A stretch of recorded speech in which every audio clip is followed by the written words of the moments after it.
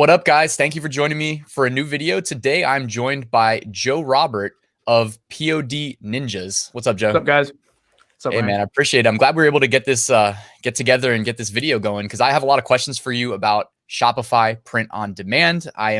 Those of you that subscribe to my channel know I like to kind of trash talk it a little bit, but it's really just kind of me mixing in my personal opinions. I know that you can be successful with it as Joe teaches and as he is himself. So I'm excited to talk to you about that.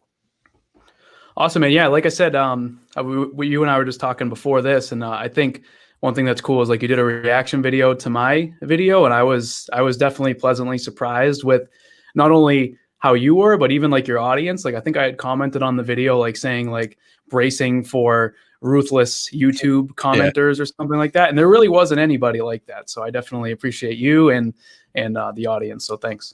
Yeah, man. And like we should, before we dive into, because I mean, I've got a bunch of questions just in my head that I want to ask about. And you don't have to, you don't have to give away all the secrets, but I'm definitely going to be asking some questions about how to, separate yourself from the average experience of people that start and it's not just Shopify. To me, it's just like third-party website where I'm going to create a presence. But why don't we start with just like your thoughts on me kind of defending Amazon Merch's honor?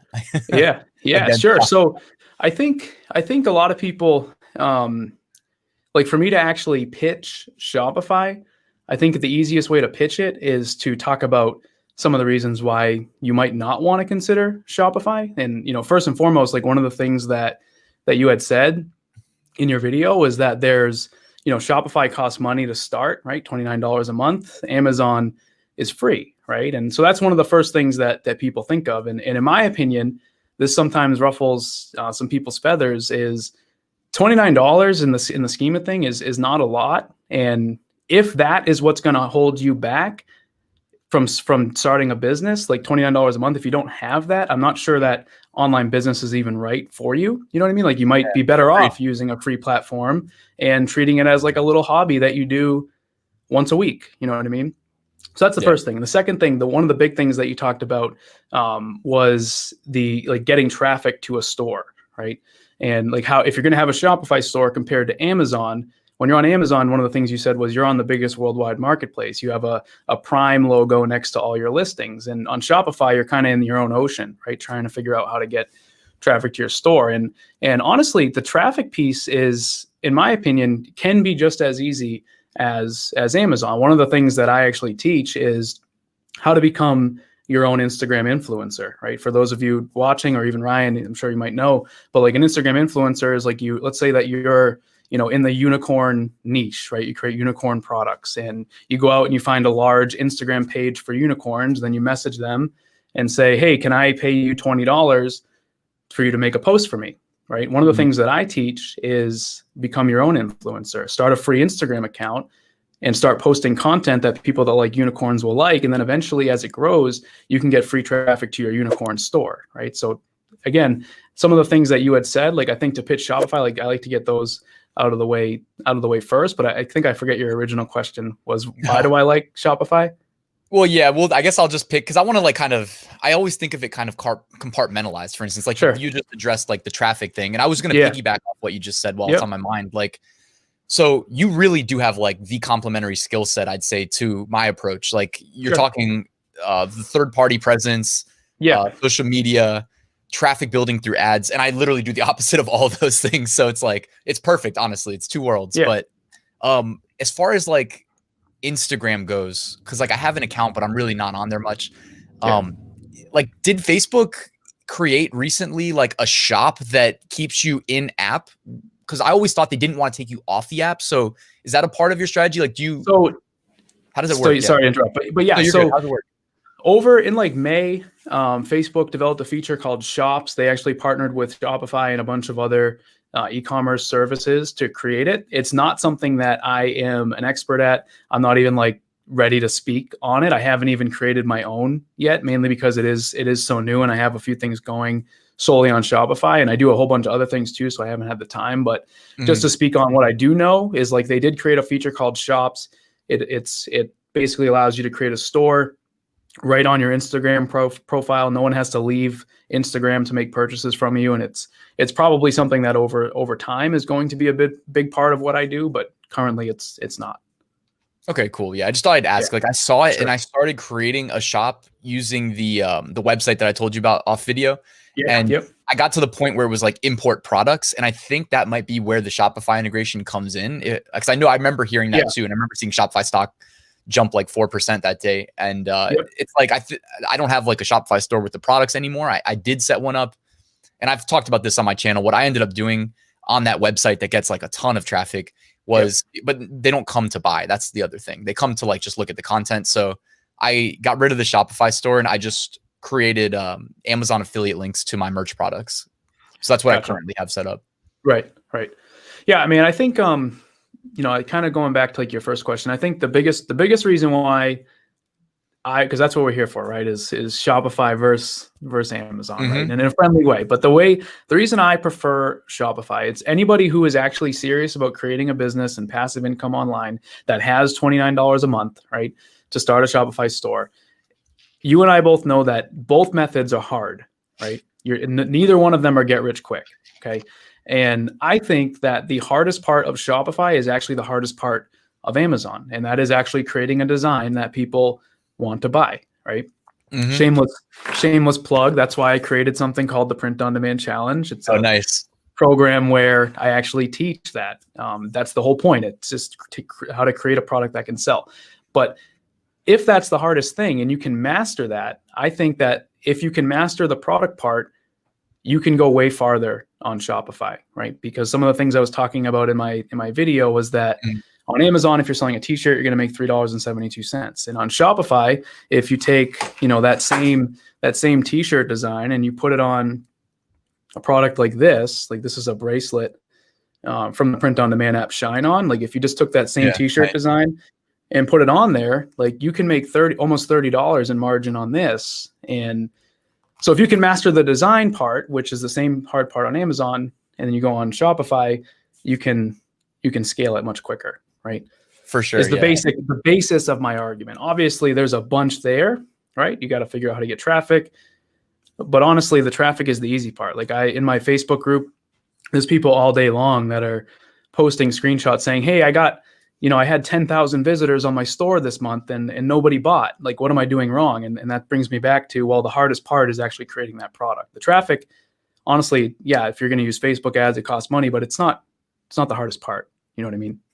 Yeah, that's the thing too. It's like I haven't spent too much time with Facebook ads myself. So to me, it's like one thing that, I'll eventually dive into and I'll demystify it and talk about how easy it was and how I should have done it earlier. But it's definitely not easy. Right? Like it's not the hardest, right? And it does cost money because if you're going to spend money on ads, it costs money to do that. But hopefully you'll make sales and be able to reinvest it. But in my opinion, if you're going to put if you're going to put 10 points of effort into Amazon and then you start making daily sales and you put that same effort into Shopify, you can take that much farther, in my opinion. Sure. Yeah. It's just in my mind. And I think I think like my perspective on how I approach business personally is like, I always think of like any business I'm going to do as like, I'm going to do it to the best of my ability. Sure. And so like, I know for sure that like, if you sell on Amazon merch, the number of variables is much lower than Shopify. Cause when I think Shopify to do it to the utmost, and this is like stuff that I'm a web developer too. So I got a little bit of an edge as far as like the technical knowledge and confidence. But like when I think Shopify and if I was going to do it to the best of my ability, I'm thinking like, and I've already kind of gone down the rabbit hole. Like I mentioned, I launched the shop and then I closed it. And but like I want to start like kind of customizing my store, probably waste too much time doing that. I'll end up using a bunch of add-ons to increase conversion rate. I'm going to grow an email list and then, the whole email marketing side. And then even just thinking like Amazon ads versus Facebook ads, like let's just say they're both created equal, but I know that with Facebook, you can split test X number of different, creatives do the same thing. Whereas on Amazon, they'll just take the primary thumbnail from your product and run with that. Yeah, totally. I remember you saying that in the video you made responding to me. And actually, when I watched that for the first time, I like took notes because like I knew I wanted to talk to you about it. And that was one of the things I had done, but I can't find the file where I had those notes. So like now I'm just trying to remember, but that was one of the things. And like you would think that split testing is like a big deal, but like honestly, let me see if I like, let's say you were selling, like, the only time you would really split test a lot is like, let's say you're drop shipping and you're selling like this battery pack or something, or a pair of glasses or some sort of kitchen gadget. Like, that's when you would get really into your creative, right? Because you'd want to be able to describe the product. But when we're selling, like a phone case like this, just an image with just the phone case is fine. So there's not a whole bunch of split testing. That was just one of the things I wanted to. I never really, that's the thing. I don't know. So I didn't know what works. Like, right. Yeah. I thought you'd have to like go and, I mean, just me being like, crazy, always overdoing stuff, over engineering stuff. Like I'd think you'd have to go probably pay like Placeit, some, whatever. I don't even use Placeit honestly, but whatever it costs to create like some crazy video ad, Right. Some of my best ads have been like me ordering my product and literally just filming it real quick on my iPhone. Sometimes I find that like the more amateur an ad looks in terms of video, like it makes it seem more real, and it looks like it's supposed to be in the Facebook news feed rather than like a high quality. It's a good video. Suggestion. You know what I mean? It kind of blends in more, and people don't even realize they're watching an ad until they're 5 seconds in. You know what I mean? They think that it's just one of their friends that posted something. So, but yeah, there's definitely, I mentioned in my video, like I have a video on my channel. It's called like Shopify is the worst ever or something like that. And I go through like some of the reasons why, Shopify might not be a great place. And definitely Facebook ads there's a major learning curve there. Is it hard? No, but just like anything that you're going to do when you're new, there is a learning curve there. And it's something, it's something I've been teaching it for a few years, and it's something that I've like, people are brand new and then they go through training and they know how to do it. You know what I mean? But the hardest part, like I said earlier, is creating that product. And if you can't do that, then you're not going to be successful in either platform. You know what I mean? Yeah. And that's also like, my mind always goes to the concept of like, when there's money at stake, like for instance, with print on demand, it's kind of like you can participate for free, but if you're doing like Amazon FBA, or if you're doing anything that involves like where paid ads are a integral part of your strategy, like you probably save money in the long run by investing in learning from somebody that's been doing it, that's an expert. It's easy. It's easy to overlook that, but I just want to say, like, it really, to me, like when I started FBA, I paid $2,500 just to learn and understanding that, like, and coincidentally, my first order all in was $2,400.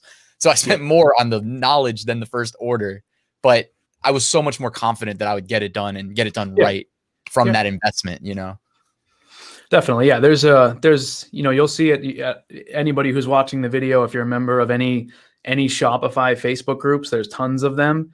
I'm sure all day long, you're going to see people talking about, oh, I spent this much on ads and didn't make any sales, or should I increase the budget on this or whatever? Like, there is definitely a learning curve there. And that's why I said, like, you're either super serious about creating this business, or it's just a hobby. And if it is just a hobby, that's great, right? Like, that's fine. Like, that's why free platforms like Amazon, Teespring, Redbubble exists, right? Because you can go and you can start for free, and you can, even if you're making your own designs and you've never designed before, you can open up. There's tons of free softwares. Like you talk about them on your channel all the time, and you can play around. And even if you're just going to put text on it with a quote from the presidential debates and hope it goes viral, like, you can do that for free, and you can't do that on Shopify. So that is the biggest distinction there that I like to make, is that yes, Shopify, there is a learning curve, but I think if you can figure out Amazon, then you can definitely figure out Shopify, and Shopify can, in my opinion, take you much higher in terms of how much money you're making. Yeah. I mean, if you own the whole vertical, like top down, I think it's hard to argue that would be a worse choice, long term. But also, there's so many like advanced little things you can do. And I always think like, man, if you're going to do it 100%. Like if you use Printful, or I don't know if Printify does this, probably not, I guess, but like Printful, you're not supposed to do this with Amazon, but with Etsy, for instance, there's nothing against it. You can put a little insert in your orders, and you can pay Printful like 70 cents, I think, or 80 cents.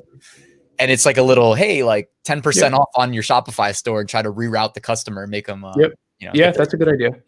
I don't think Printify does that, but there's tons of print on demand apps that do it. Like the piece of jewelry that I showed you earlier, the company that does that is called Shine On. Like, they have a Shopify app. They're based in the United States, and they actually put you can put inserts in those. There's print on demand apps that do like shoes and a whole bunch of other things that you can brand the entire shoe box and stuff like that. So there's definitely options like that. That's Printify sick. doesn't do it, but there are options like that. Yeah. Nice. I was going to ask too, because have you heard of the print on demand production partner Gearbubble? Yes. Yeah. That's kind of like their own. I haven't used it, but it is, they're like their own platform, right? Yeah. This is why I asked. Cause like, they are kind of an alternative to Shopify, and they actually even built out what they called, I think, Gearbubble Plus. So I am a Gearbubble user, but I use them for their integrations for mainly Amazon, just to get that out of the way up front. So, but like they charge monthly, so I don't really recommend Gearbubble to many people. I just don't think it's necessary to do that. But I was going to ask, because the owners of Gearbubble, or at least one of them, there's two.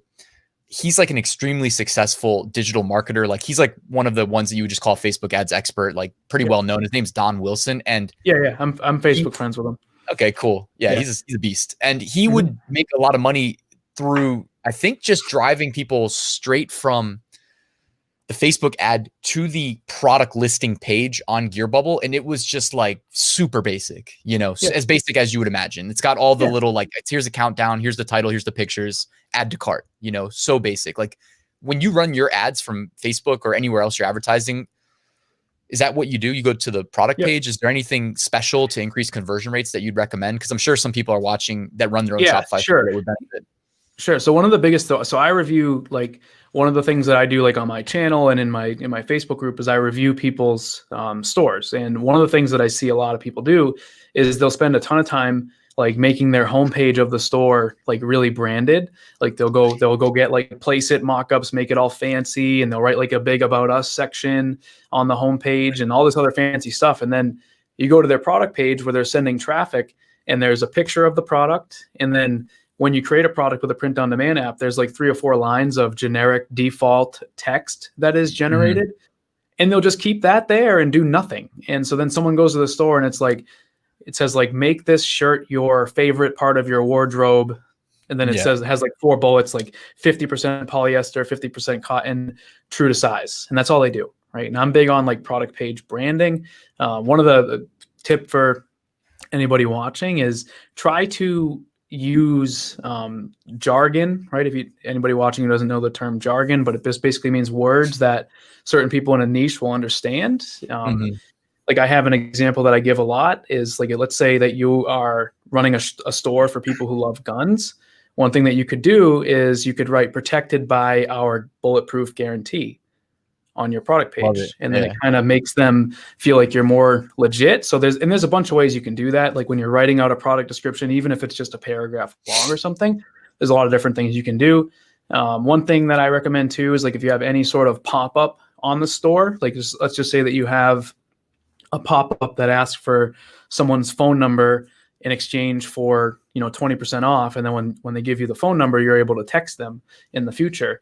One thing you could do is, let's say you had a dog store, or actually, let me back up. A lot of times people will say, I have a pop-up, I'm not getting anybody to give me their phone number, and that's because their pop-up is really generic. And one thing you can do is, let's say that your niche was dogs, right? You could create your pop-up and have it say, be a good boy and give us your phone number for a treat.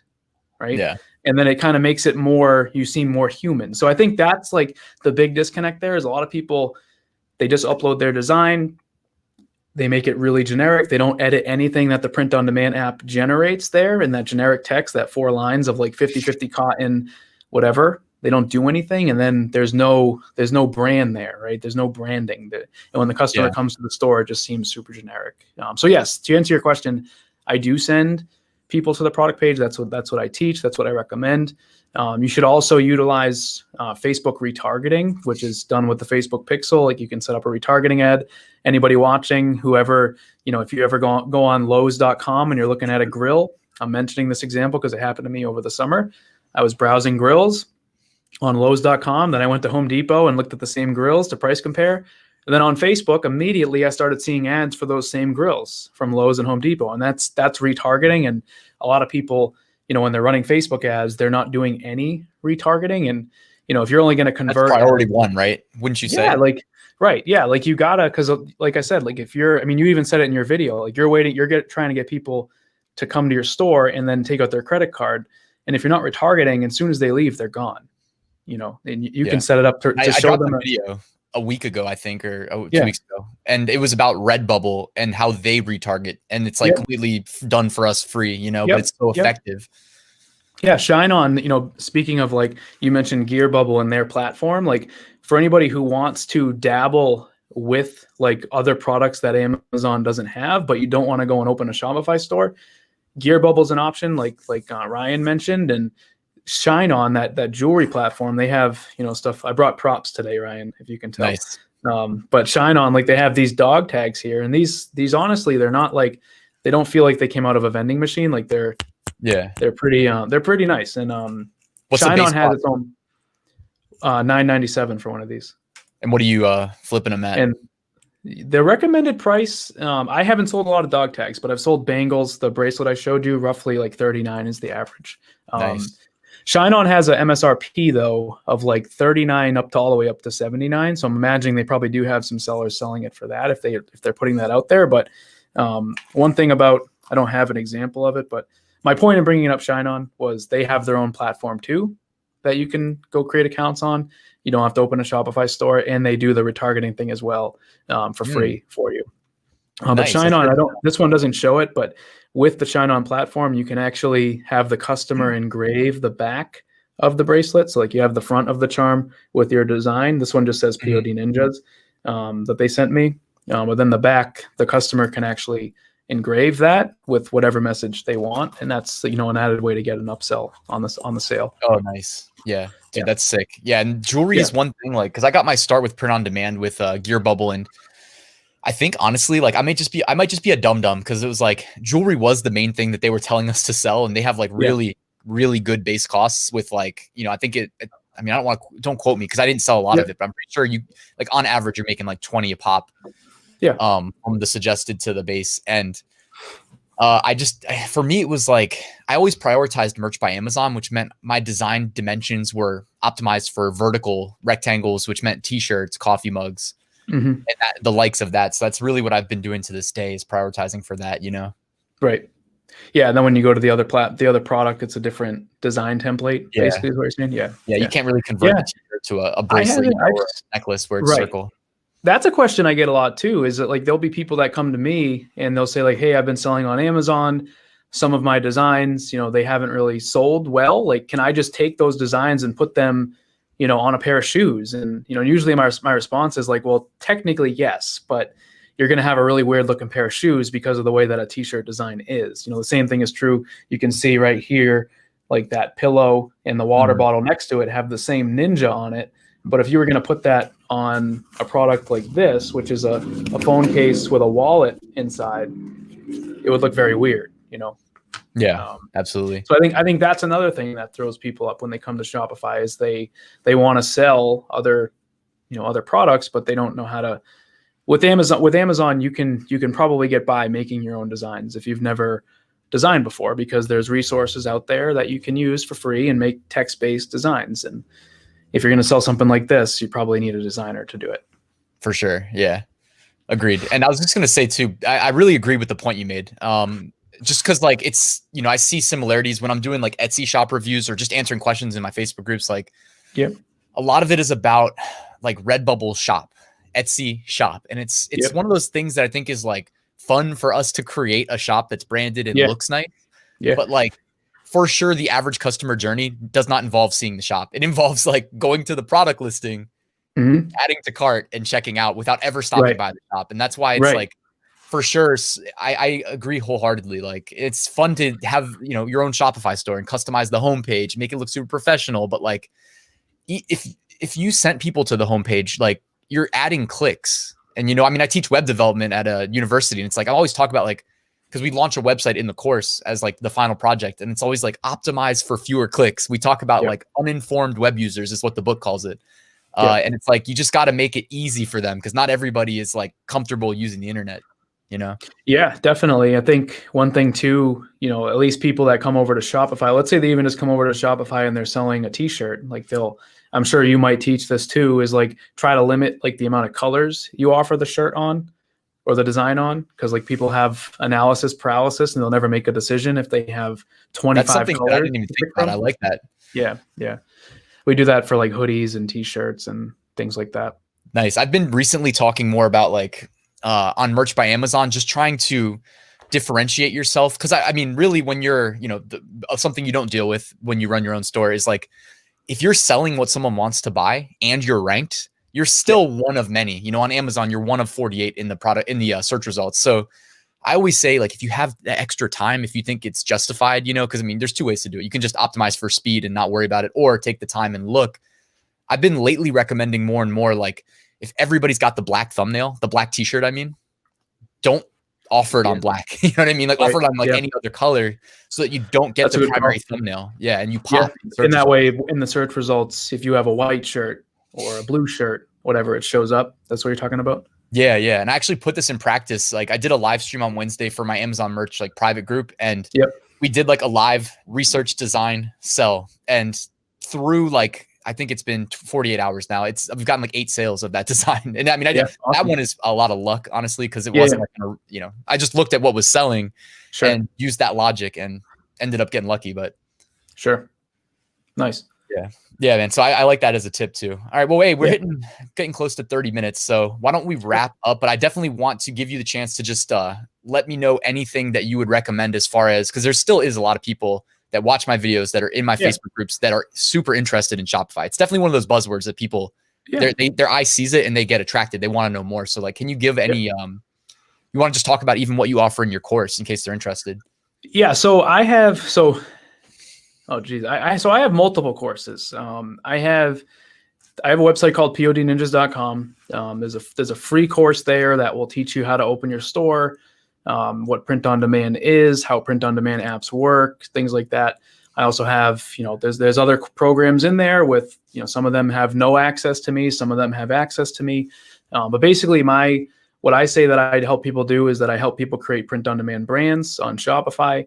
I believe that the brand is the key. When I'm talking about a brand, I'm not talking about like a logo like Nike. I'm talking about if you were to sell, products in like the nursing niche, you would do nursingthings.com and you would create a whole bunch of nurse themed products, just like you would on Amazon, but then you would become that authority in the niche, right? Like that's how I view Shopify, is where you want to create that brand. You want to put yourself on Instagram as well, become your own influencer, and then at the same time use Facebook ads to scale all your products. So you're more a fan of niching, like a niche store per se? Yeah. So I guess this will be a nugget for the listeners if they made it 28 minutes into the video. But one of the big things I teach in my course is there's people that start print on demand and they have all these niche ideas in their head, right? And they want to go and they're like, oh, I know that a niche store is best, but like, I don't want to open 16 different stores. And then I also know that general stores, which is more than one niche, isn't really the right approach, because then I don't have that branded strategy. And what I do is I create what's called a general testing store, which is a general store. And you basically delete everything in the menu. So like when you go to the menu, it won't say like t-shirts, hats, hoodies, blankets, pillows.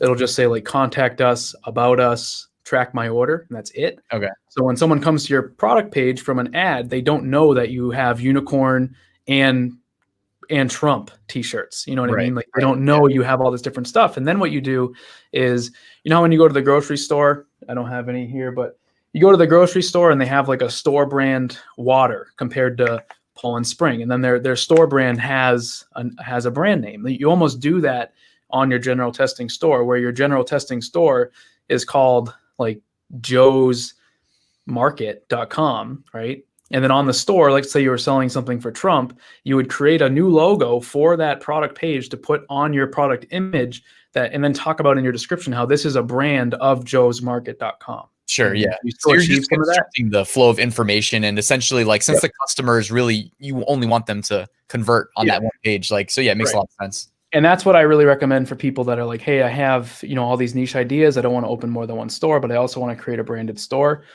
How do I do that? Well, that's what I teach to do, is to be able to test niches on one store and then take it to a branded niche store and become that authority. I've even, part of my journey is like, I don't know if you've ever heard of the Shopify Exchange. It's a service that Shopify actually runs where you can buy and sell Shopify stores that are already running.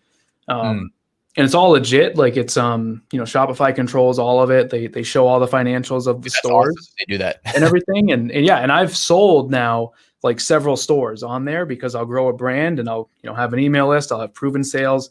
I'll have an Instagram account with tens of thousands of followers, and I'll sell it all as a bundle. It's not something I do every day. I've done it like 4 times over the last 3 years, but it's, for those two, like if you have $1,000 and you want to go buy a store that's brand new, maybe not with a lot of sales, but it's set up, you can do that too. That's actually, I didn't even think about that, but if, like that should be on the table for anybody that maybe you understand what needs to be done, but don't have the time to do it all yourself. Which, I'm always a fan of kind of understanding the ins and outs, but maybe, if you want to reverse engineer the end goal and the end goal is just to make money, then maybe you do just buy a store that's already bringing in money. Yeah. Yeah. And like I said, like they have stores on there, Ryan, that are like $200,000 to buy because there's stores that are doing millions of dollars, and that's crazy, dude. And wait, what's the website so people know? I don't remember the .com, but if you just Google, let me see real quick, Shopify Exchange. It's actually, I don't know if you can actually, it's exchangemarketplace.com. When you actually sell a store, you have to add an app to your Shopify store. That's how I've always gotten to it in the past. So I didn't know the actual .com, but it's exchangemarketplace.com. And it's just a whole bunch of Shopify stores that are listed. But yeah, man, like I said, definitely pumped to be able to do this on your channel. And, obviously if you're watching this on my channel, like we're uploading it both places. But one of the things that I thought was cool is like when I first went into watching your video, I was like, all right, here we go. Like I'm going to have to defend myself. And it, you were definitely a great reviewer. Your audience was great and everything like that. Sometimes people on YouTube can be relentless and you definitely weren't. So appreciate that. Yeah, man, I'm happy that you feel that way because, that's the first review I've done. And, reviewing is a nice way of doing content and introducing. Sure. I can't get an interview or maybe it's the segue to get the interview like this time. It's a nice way of like introducing myself and my audience to new content. So, I'm glad that worked out. But thank you for being here. I really appreciate it. Yeah, and of course. Thanks, man. Link in the description. Show Joe some love. His channel is very complimentary, I'd say, to what I talk about on this one. So, this is it just makes sense to subscribe to both. Awesome. Thanks, guys. All right, man.